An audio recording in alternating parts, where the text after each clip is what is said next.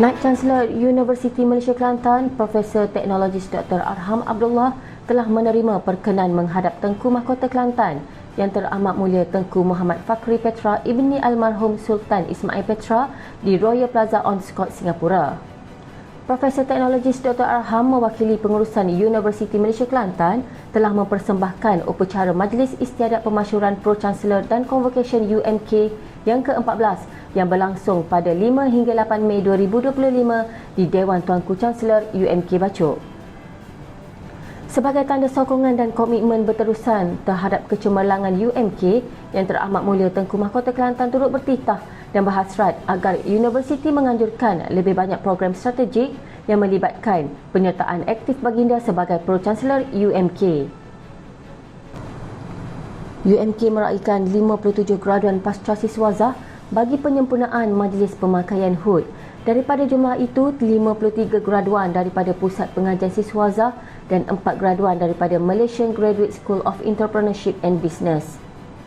Seramai 32 graduan adalah dari Malaysia dan 21 graduan merupakan graduan antarabangsa yang terdiri daripada pelbagai negara termasuk Indonesia, China, Nigeria, Ghana dan India.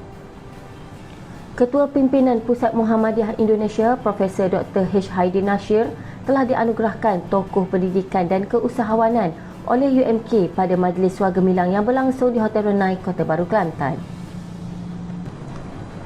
Tengku Mahkota Kelantan Yang Teramat Mulia Tengku Muhammad Fakhri Petra Ibni Almarhum Sultan Ismail Petra dimasyurkan sebagai Pro-Chancellor Universiti Malaysia Kelantan.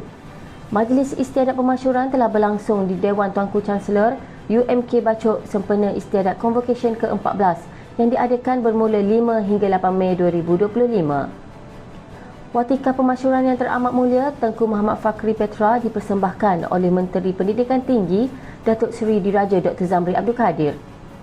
Dengan penuh kesyukuran, seluruh warga UMK berbangga dan semoga baginda dapat memainkan peranan dalam memperkukuhkan peranan UMK sebagai institusi pendidikan tinggi yang berteraskan keusahawanan.